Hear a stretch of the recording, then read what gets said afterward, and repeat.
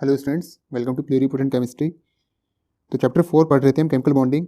तो chemical bonding में जो आज का हमारा टॉपिक रहेगा वो जो थ्योरीज हैं, डिफरेंट डिफरेंट थ्योरीज जो पढ़नी है हमें इस चैप्टर में, वो हम स्टार्ट करेंगे डिस्कस करना। ठीक है। सो देखो, जो कोवेलेंट बॉन्ड है, आयनिक बॉन्ड के बारे में हमने डिटेल से पढ़ लिया था। तो कोवेलेंट बॉन्ड बनने के लिए बहुत सारी थ्योरीज दी गई हैं और उसमें कैसे कैसे कोवेलेंट बॉन्ड बनता है, उसके जो कंपाउंड बनते हैं कोवेलेंट बॉन्ड के, उसके ज्योमेट्री क्या होती है, शेप क्या होती है, हाइब्रिडेशन क्या होती है, सब बहुत सारी चीज़ें आएंगी इसमें। तो मैक्सिमम चैप्टर है कोवेलेंट बॉन्ड के ऊपर ही है। आयनिक बॉन्ड का जो लेक्चर है वो हो चुका है, सो आप उसे प्लेलिस्ट जो बनी है उसमें आप देख सकते हो। ठीक है, उसमें डिटेल से डिस्कस किया हुआ है कि आयनिक बॉन्ड से रिलेटेड क्या क्या इंपॉर्टेंट टॉपिक्स हैं, वो सारी चीज़ें उसमें कवर की हुई हैं। ठीक है, तो आज हम स्टार्ट करेंगे valence bond theory.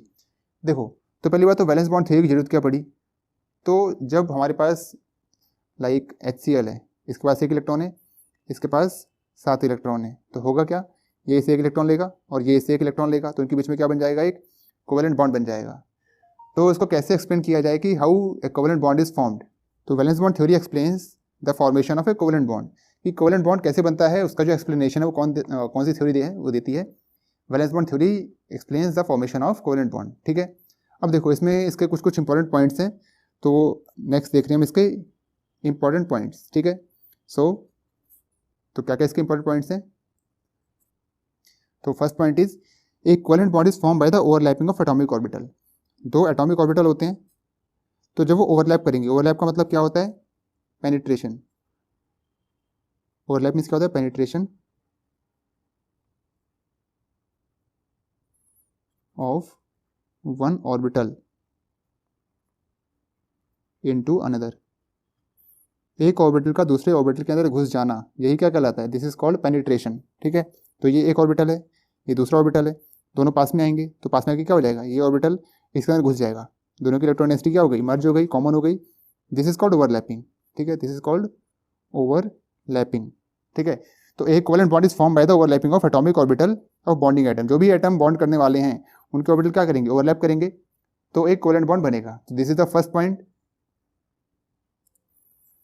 Second point है, in order to show overlapping the atomic और the bonding orbital must come close enough to each other such that their orbitals can overlap. ठीक है, इसका मतलब कि अगर 2 ऑर्बिटल यहाँ पड़े हुए दूर दूर, तो ओवरलैप कर ही नहीं सकते, तो उनको ओवरलैप करने के लिए क्या करना होगा, उनको एक दूसरे को अप्रोच करना होगा। ठीक है, तो सेकंड पॉइंट यही है, in order to show overlapping, अगर वो ओवरलैपिंग करना चाहते हैं, then the bonding atom must come close enough to each other, उनको क्या करना पड़ेगा, एक दूसरे के पास आना पड़ेगा बॉन्ड करने के लिए। ठीक है, दूर दूर से तो बॉन्ड होंगे नहीं, एक दूसरे को अप्रोच करेंगे, अप्रोच करने के बाद लाइक सपोज करो ये A है और ये B है, तो जब अप्रोच करेंगे तभी कुछ हो पाएगा, बॉन्ड बन पाएगा। ठीक है, तो ये दूसरा पॉइंट है, अगर वो बॉन्ड बनाना चाहते हैं तो उनको अप्रोच करना पड़ेगा एक दूसरे को। ठीक है, तो फर्स्ट पॉइंट क्या रहा, एक कोवेलेंट बॉन्ड बनता है ओवरलैपिंग से, दूसरे बॉन्ड और दूसरा पॉइंट, जो भी ओवरलैपिंग होगी उसके लिए क्या करना पड़ेगा, एटॉमिक ऑर्बिटल को एक दूसरे को अप्रोच करना पड़ेगा, पास आना पड़ेगा। Third point is when atom approach each other then 2 types of forces are acting. देखो, जब एटम एक दूसरे को, एक एटम है दूसरा एटम है, जब ये एक दूसरे को अप्रोच करेंगे तो 2 टाइप की फोर्स काम करेंगी। वो 2 टाइप की फोर्स कौन कौन सी होती हैं, first one is the repulsive force and second one is the attractive force. ठीक है, तो जब एटम जो हैं, जो कि बॉन्ड फॉर्म करने वाले हैं, वो एक दूसरे को अप्रोच करेंगे, तो अप्रोच करने पे क्या होगा, उनके बीच में 2 तरह की फोर्स काम करेंगी। First one is the attraction force, second one is the repulsion force. ठीक है, तो इनके बारे में कुछ बेसिक पॉइंट जो है वो याद रखने हैं। तो अट्रैक्शन के बारे में और रिपल्शन के बारे में जो बेसिक पॉइंट्स हैं वो क्या क्या हैं। पहली बात, जो रिपल्सिव फोर्स हैं, they are short range forces. Short range forces मतलब क्या है, 2 एटम जब पास आएंगे तभी रिपल्शन काम करेगा, अगर 2 एटम बहुत दूर दूर हैं तो रिपल्शन काम नहीं करेगा। ठीक है, तो पहला पॉइंट इसमें ध्यान रखना है। ठीक है, इसके अलावा जो अट्रैक्टिव फोर्सेस होती हैं क्या होती हैं, they are long range forces. Long range forces, अगर 2 एटम दूर दूर हैं तो भी उनमें अट्रैक्शन क्या होगा, हो जाएगा। तो पहली पॉइंट तो याद रखना है, शॉर्ट रेंज होती हैं, जब एटम पास आते हैं तभी रिपल्शन काम करता है। अट्रैक्शन लॉन्ग रेंज होता है, जब एटम दूर दूर होते हैं उस समय भी अट्रैक्शन उनके बीच में लग सकता है। ठीक है, दूसरा पॉइंट जो ध्यान रखना है, repulsion increases the energy of the system. तो अगर सिस्टम की एनर्जी बढ़ेगी तो स्टेबिलिटी क्या होगी, कम होगी। तो स्टेबिलिटी और एनर्जी में कैसा रिलेशन होता है, स्टेबिलिटी और एनर्जी में इनवर्स रिलेशन होता है। ठीक है, तो अगर एनर्जी बढ़ेगी तो स्टेबिलिटी क्या होगी, कम होगी। और रिपल्शन क्या करता है, एनर्जी को बढ़ाता है। तो कॉमन सी बात है, अगर मैं दो एटम को बहुत पास ले आऊँगा तो क्या होगा, रिपल्शन बहुत ज़्यादा बढ़ जाएगा। और जब रिपल्शन बहुत ज़्यादा बढ़ जाएगा तो स्टेबिलिटी क्या हो जाएगी, कम हो जाएगी। ठीक है, सिंपल सा पॉइंट। दो एटम है, मैं इनको कितना पास ला सकता हूँ, सपोज करो मैंने इनको इतना पास ला दिया, अब ये इतने पास आ गए। अब अगर मैंने ज़बरदस्त एक दूसरे में घुसा दूंगा, एक दूसरे को ओवरलैप करने लगेंगे तो क्या होगा, इसके केस में रिपल्शन क्या हो जाएगा, बहुत बढ़ जाएगा। इसकी ये पॉसिबल ही नहीं है। तो कंपाउंड इसके केस में क्या होगा, जैसे जैसे वो पास आता जाएगा वैसे वैसे रिपल्शन उसमें डोमिनेट करता जाएगा, कंपाउंड की एनर्जी बढ़ती जाएगी, फाइनली वो क्या हो जाएगा, टूट जाएगा। तो एक हद तक की कोई दो मॉलिक्यूल्स और तो कोई तो एटम्स पास आ सकते हैं, उससे ज़्यादा पास नहीं आ सकते, क्योंकि रिपल्शन जो है वो क्या करने लगेगा, काम में आने लगेगा, और वी कैन से कि रिपल्शन डोमिनेट करने लगेगा। ठीक है, इसके अलावा जो अट्रैक्टिव फोर्सेस हैं, attractive forces decreases the energy of the system. जो अट्रैक्टिव फोर्स हैं वो सिस्टम की एनर्जी क्या करते हैं, वो कम करते हैं, decreases the energy of the system. तो अगर सिस्टम की एनर्जी क्या कर रहे हैं, वो कम कर रहे हैं, तो जो स्टेबिलिटी है वो क्या हो रही होगी, इंक्रीज हो रही होगी।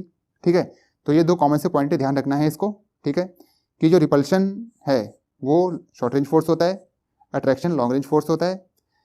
रिपल्शन एनर्जी को बढ़ाता है, स्टेबिलिटी को कम करता है। अट्रैक्शन जो है वो एनर्जी को कम करता है, स्टेबिलिटी को बढ़ाता है। तो ये दो पॉइंट्स हमें ध्यान रखने हैं।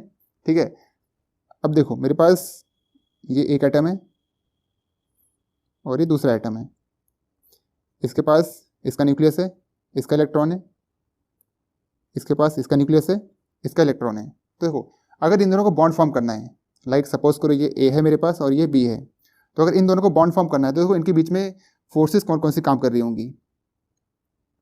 जो ए का न्यूक्लियस है, nucleus of A, this is nucleus of B, this is electron of B, this is electron of A.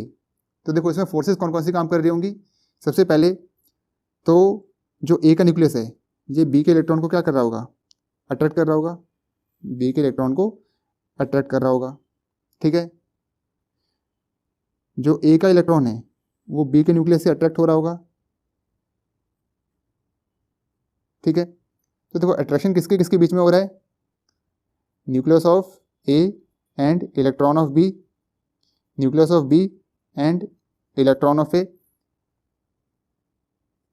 ठीक है, इसके अलावा जो रिपल्शन है देखो कहाँ कहाँ काम कर रहा होगा, ए का इलेक्ट्रॉन है, बी का इलेक्ट्रॉन है, ये क्या करेंगे आपस में एक दूसरे को रिपेल कर रहे होंगे। तो रिपल्शन कहाँ काम हो रहा है, इलेक्ट्रॉन ए का और इलेक्ट्रॉन बी का, ए और बी जो इलेक्ट्रॉन है उनके बीच में रिपल्शन हो रहा है। इसके अलावा जो ये दो न्यूक्लियस हैं, ये दो न्यूक्लियस भी क्या करेंगे आपस में, दोनों पॉजिटिव चार्ज हैं, तो पॉजिटिव पॉजिटिव क्या करेंगे एक दूसरे को रिपल करेंगे। तो न्यूक्लियस ऑफ ए और न्यूक्लियस ऑफ बी, इनके बीच में क्या हो रहा होगा, रिपल्शन हो रहा होगा। ठीक है, तो अगर मेरे पास एक बॉन्ड बनना है तो उसमें ये चीज़ें हो सकती हैं, अट्रैक्शन हो सकता है ऐसे ऐसे, रिपल्शन हो सकता है ऐसे ऐसे। ठीक है, मगर देखो कंपाउंड को करना क्या है, बॉन्ड तो फॉर्म करना है, तो बॉन्ड तो फॉर्म करना है तो क्या होगा, the atom should approach each other. ठीक है, तो पहले जो एटम थे बहुत दूर दूर थे, तो बहुत दूर दूर थे, तो जब दूर हैं तो कौन सा फोर्स काम करेगा, अट्रैक्शन फोर्स काम करेगा, और अट्रैक्शन फोर्स काम करेगा तो क्या होगा, वो एटम पास आना स्टार्ट होंगे। क्योंकि जो अभी देखा था हमने ऊपर कि जो अट्रैक्टिव फोर्स होते हैं वो क्या होते हैं, they are long range forces. तो एटम अगर दूर दूर हैं तो कौन सा फोर्स काम कर रहा होगा, पहले उसमें अट्रैक्शन काम कर रहा होगा, तो अट्रैक्शन काम किया, एटम क्या आ गए, atom come close to each other. ठीक है, तो एटम ने क्या किया, when they are far away from each other then attraction start between the two atoms and they start approaching each other.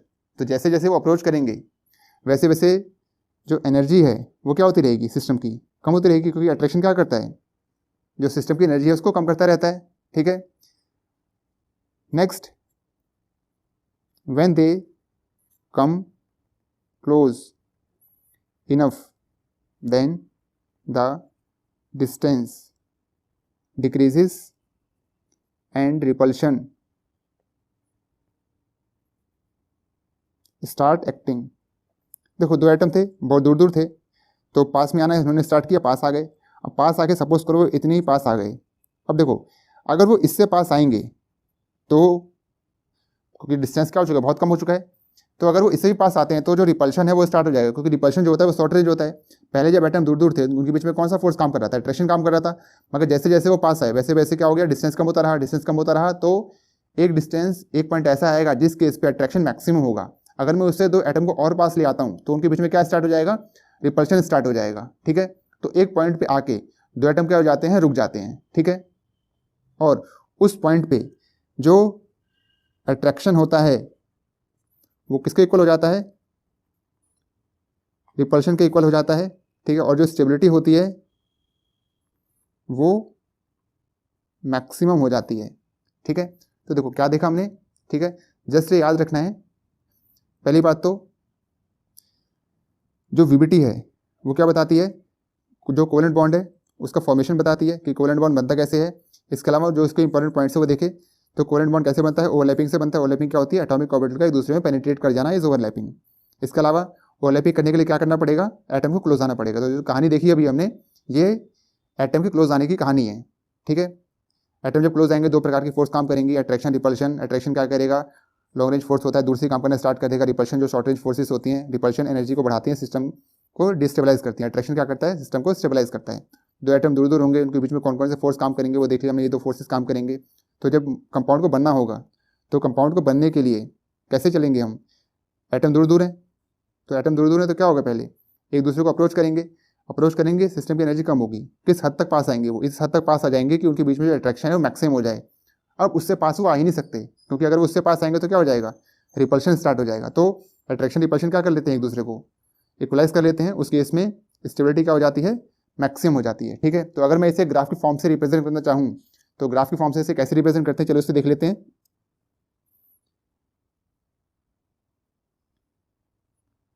This is internuclear distance, internuclear distance. और ये वाला जो एक्सिस है, this axis is of energy, ये energy का axis है, ठीक है। अब देखो यहाँ पर 2 एटम है, ठीक है। तो सबसे पहले कौन सी फोर्स काम करेगी, अट्रैक्शन काम करेगी। अट्रैक्शन काम करेगी, वो आएंगे, देखो यहाँ एनर्जी 0 है, ये पॉजिटिव टेरिटरी है और ये नेगेटिव टेरिटरी है। तो जैसे जैसे वो पास आएंगे वैसे वैसे एनर्जी क्या होती रहेगी, कम होती रहेगी। एक पॉइंट ऐसा आएगा जब एनर्जी क्या हो जाएगी, एक पॉइंट पे आके एनर्जी मिनिमम हो जाएगी, ठीक है। देखो यहाँ से आ रहा है, एनर्जी क्या हो रही है, कम हो रही है। इस पॉइंट पे आके जो एनर्जी है वो क्या हो गई, मिनिमम हो गई। तो एनर्जी मिनिमम, तो जो स्टेबिलिटी है बिटवीन द 2 एटम वो क्या हो जाएगी, मैक्सिमम हो जाएगी, ठीक है। और इसी पॉइंट को क्या कहेंगे हम, बॉन्ड लेंथ कहेंगे। देखो दोबारा से समझो, 2 एटम बहुत दूर थे, उनके बीच में कोई फोर्स काम नहीं कर रहा था, मगर क्योंकि बॉन्ड फॉर्म करना है तो अट्रैक्शन लगना स्टार्ट होगा। तो जब अट्रैक्शन लगना स्टार्ट होगा तो वो पास आने स्टार्ट हुए, पास आते गए और कब तक पास आएंगे, जब तक कि उनके बीच में रिपल्शन ना स्टार्ट हो जाए, तो पास आते गए। अब वो उस पॉइंट तक आ चुके हैं जिसके पास अगर वो और आ जाते हैं तो उनके बीच में रिपल्शन होने लगेगा, और रिपल्शन होगा देखो क्या होगी, तो जब रिपल्शन होगा तो एनर्जी क्या होगी, बढ़ेगी। ये 0 है, यहाँ से देखो एनर्जी यहाँ क्या है, मिनिमम एनर्जी है, मिनिमम एनर्जी। इसके ऊपर जाएंगे तो एनर्जी क्या होगी, मैक्सिमम बढ़ती जाएगी एनर्जी। तो इस पॉइंट पे आके एटम क्या हो गए, रुक गए। और यही पॉइंट क्या कहलाता है किसी का, बॉन्ड लेंथ। कोई भी 2 एटम है ए और बी, उनके बीच में क्या होती है, कुछ बॉन्ड लेंथ होती है। जैसे मैं डायमंड का एग्जांपल लेता हूँ, डायमंड कार्बन का बॉन्ड होता है, उसकी बॉन्ड लेंथ कितनी होती है, 154 पिकोमीटर होती है। मीन्स 2 कार्बन के एटम कितने पास आए, वो 154 पिकोमीटर तक पास आ चुके हैं। बहुत दूर थे, पास आते कितना पास आ गए, 154 पिकोमीटर तक पास आ चुके हैं। क्या वो इससे पास आ सकते हैं, बिल्कुल नहीं, क्योंकि जैसे ही वो इससे पास आएंगे वैसे क्या होगी, देखो जैसे ही इससे पास आए वैसे ही जो सिस्टम की एनर्जी है वो क्या होने लगेगी, सिस्टम की एनर्जी बढ़ने लगेगी। इससे ज़्यादा पास आएंगे तो सिस्टम की एनर्जी क्या हो जाएगी, बढ़ने लगेगी। तो इस पॉइंट से पास वो आ ही नहीं सकते, ठीक है। जैसे यहाँ पर एक पर्टिकुलर पॉइंट के बाद वो पास आ नहीं सकते, और वो पर्टिकुलर पॉइंट ही क्या हो जाएगा, उसकी बॉन्ड लेंथ हो जाएगी, ठीक है। तो जो वीबीटी है वो यही बताती है कि 2 एटम जो होते हैं अगर उन्हें बॉन्ड फॉर्म करना है तो वो ओवरलैप करेंगे। ओवरलैप करने के लिए क्या करना पड़ेगा, उन्हें पास आना पड़ेगा। और वो कब तक पास आएंगे, जब तक पास आएंगे वो, जब तक कि उनके बीच का जो अट्रैक्शन है वो मैक्सिमम ना हो जाए, ठीक है। और एक पॉइंट पे आके वो रुक जाएंगे जहाँ पर उसका अट्रैक्शन और रिपल्शन क्या हो जाएगा, दोनों इक्वलाइज हो जाएंगे, ठीक है। तो ये वीबीटी के कुछ पॉइंट्स थे। If atom come more closer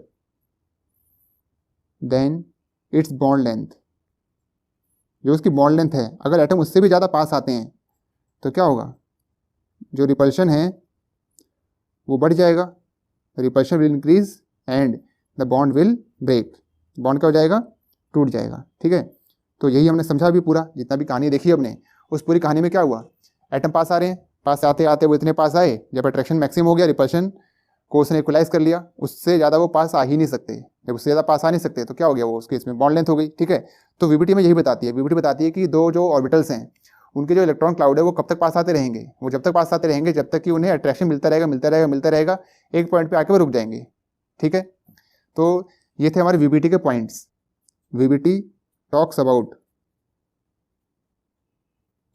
overlapping, जो ओवरलैपिंग है ऑर्बिटल्स की वो हमें कौन बताता है, वीबीटी बताती है। ठीक है, और ओवरलैपिंग क्या होती है, penetration of orbital into each other. Overlapping क्या होती है, penetration of orbital into each other is called overlapping. ठीक है, तो कुछ पॉइंट ओवरलैपिंग से रिलेटेड हमें पता होने चाहिए।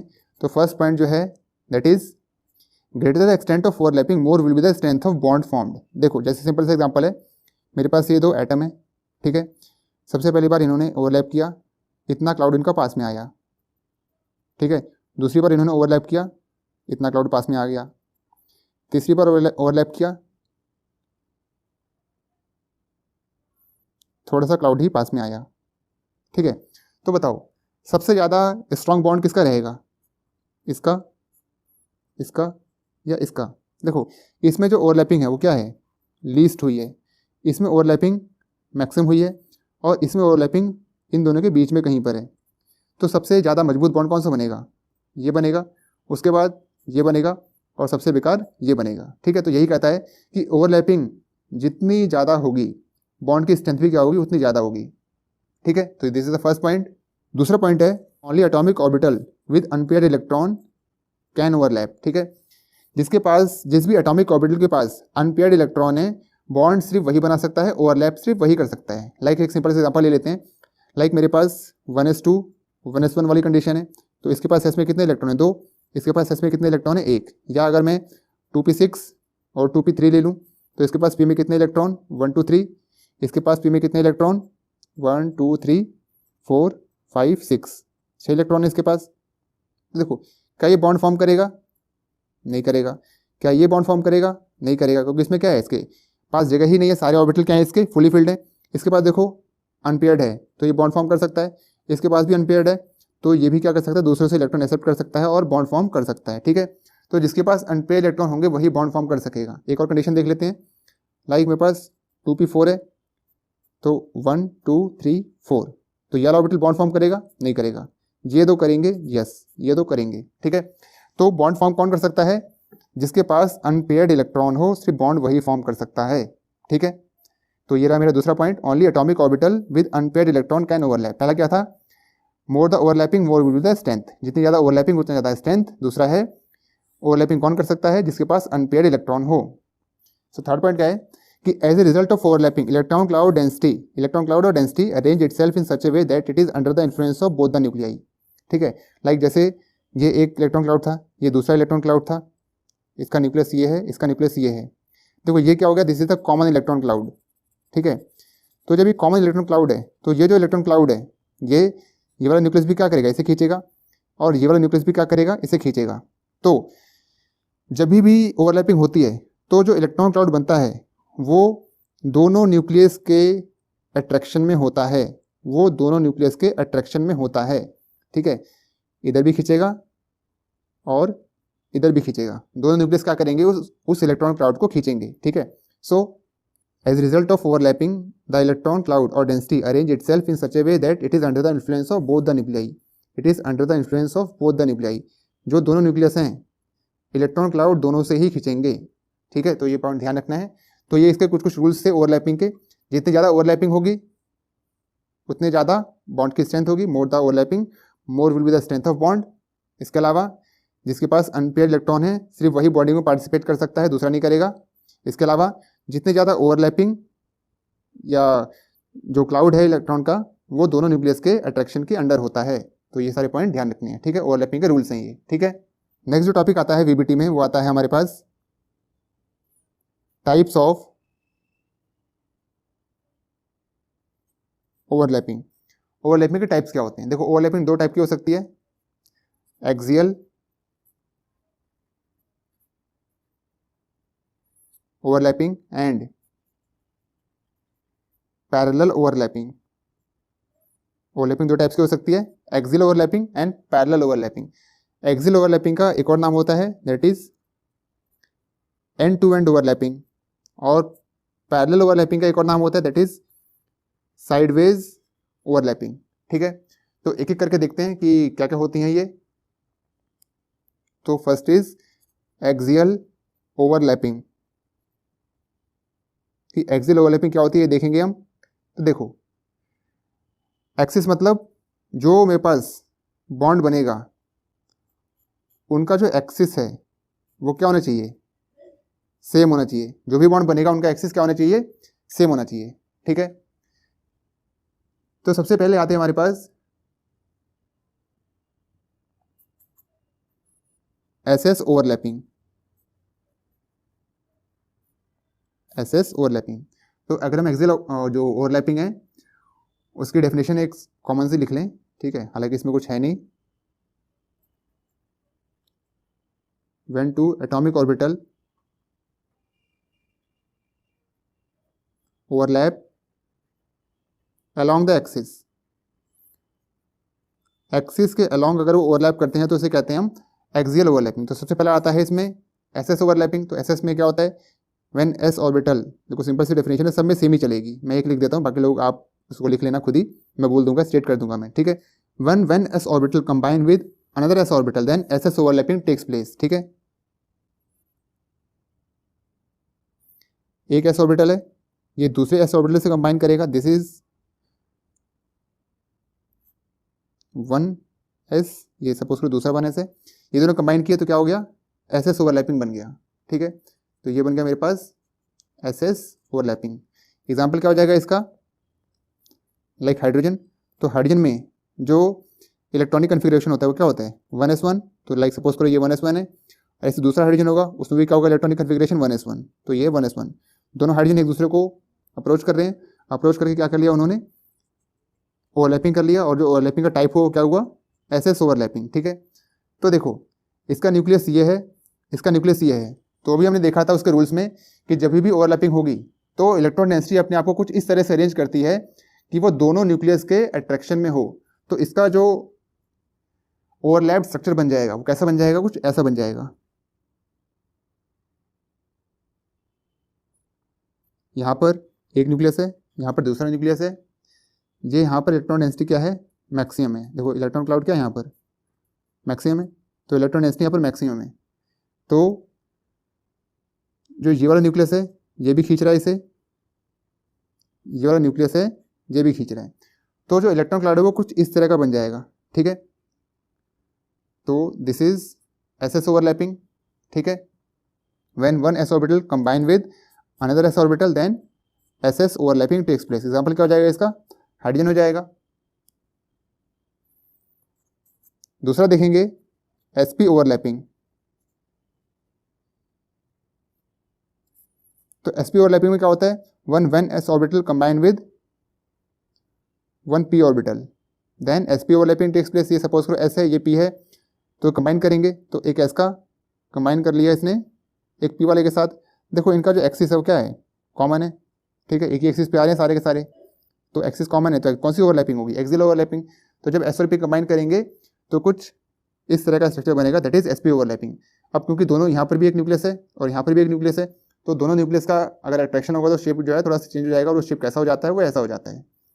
मैक्सिमम इलेक्ट्रॉन क्लाउड क्या होता है, एक तरफ शिफ्ट हो जाता है और इस तरफ थोड़ा सा रह जाता है। ठीक है, यहाँ पर एक न्यूक्लियस इलेक्ट्रॉन क्लाउड, यहाँ पर जो ये वाली डेंसिटी है, कॉमन जो डेंसिटी बनी इलेक्ट्रॉन क्लाउड की, वो क्या हो गई, यहाँ पर आ गई, और एक न्यूक्लियस यहाँ पर, इलेक्ट्रॉन जो क्लाउड है वो एक ही तरफ खिंच गया। तो this is for the sp overlapping. ठीक है, एग्जाम्पल क्या हो जाएगा इसका, like HF hydrogen is 1s1 and fluorine is 1s2 2s2 2p5।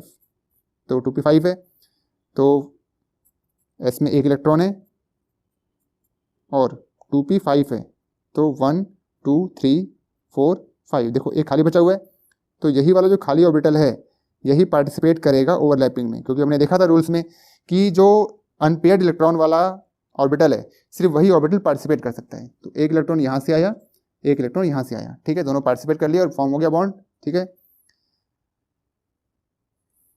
Third is pp overlapping. So when one p orbital combine with another p orbital, then pp overlapping takes place. दोनों का देखो axis क्या है, दोनों का axis same है, तो कुछ इस तरह का बन जाएगा। तो ये रहा कॉमन क्लाउड, क्योंकि दो न्यूक्लियस हैं और दोनों न्यूक्लियस जो है क्या करेंगे, जो इलेक्ट्रॉन क्लाउड आया है कॉमन उसको अट्रैक्ट करेंगे, तो जो स्ट्रक्चर है वो कैसा बन जाएगा, कुछ ऐसा बन जाएगा,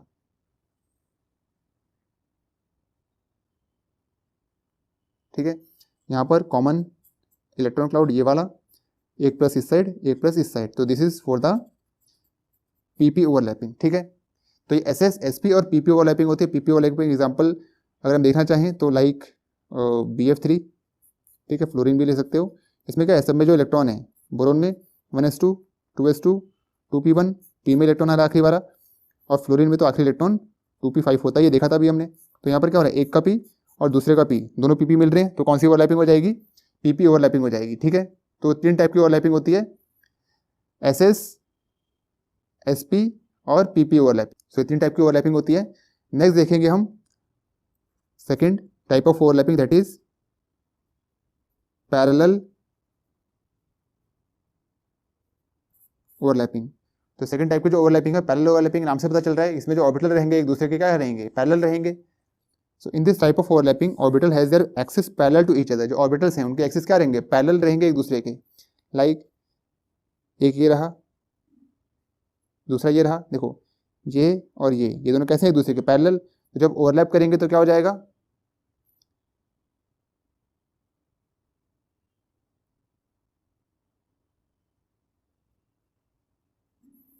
कुछ इस तरह की ओवरलैपिंग हो जाएगी। और क्योंकि दोनों जो क्लाउड हैं, दोनों न्यूक्लियस हैं, वो खींचेंगे क्लाउड को, तो देखो स्ट्रक्चर कुछ इस तरह का बन जाएगा, ये एक प्लस, ये एक प्लस, ये वाला कुछ इस तरह से, इसका इससे ऐसे बॉन्ड हो जाएगा, ये वाला ऐसे इधर से जाएगा, इसका ये इधर से जाएगा। तो ये जो है, ये रहा इसका कॉमन क्लाउड, ये रहा एक का कॉमन क्लाउड, ये रहा। तो ये दोनों के कॉमन क्लाउड देखो पैरेलल हैं दोनों एक दूसरे के, क्योंकि दोनों न्यूक्लियस खींचेंगे इलेक्ट्रॉन को, तो क्लाउड जो है वो कुछ ऐसा बन जाएगा। ओवरलैपिंग जो होगी उसके बाद जो स्ट्रक्चर है वो कुछ इस तरह का दिखाई देगा। तो final structure is this is the electron cloud. कब, जब पीपी ओवरलैपिंग हो गई पैरेलल टाइप की, उसके बाद, ठीक है। देखो दोनों पैरेलल थे, ओवरलैप किया, न्यूक्लियस जो है दोनों को खींचेगा और फाइनली कैसा बन जाएगा स्ट्रक्चर, इस तरह का स्ट्रक्चर बन जाएगा, ठीक है। तो this is PP overlapping, parallel overlapping का फर्स्ट पार्ट। एग्जांपल कौन से हो जाएंगे इसमें, डबल बॉन्ड वाले, ट्रिपल बॉन्ड वाले एग्जांपल हो जाएंगे इसमें, लाइक O2 हो जाएगा, N2 हो जाएगा, ये एग्जांपल हो जाएंगे पैरेलल ओवरलैपिंग के, ठीक है।